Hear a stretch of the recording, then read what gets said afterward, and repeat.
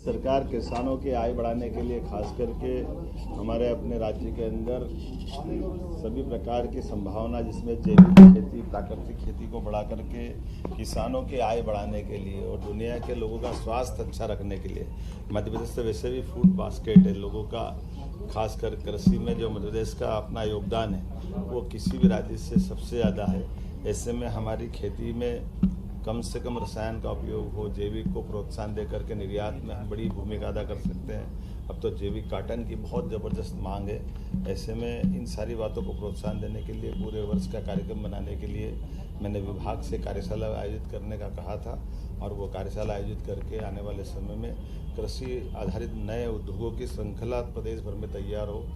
जैविक खेती, प्राकृतिक खेती को प्रोत्साहन देने के लिए जैसे पिछली बार 30,000 हेक्टेयर का इसमें टारगेट था, अब की बार हमने कहा कि 1 लाख तक बढ़ाइए और 5 साल में इसको 5 गुना करना है। कुल मिला करके हम अपने उद्देश्य की प्राप्ति करें।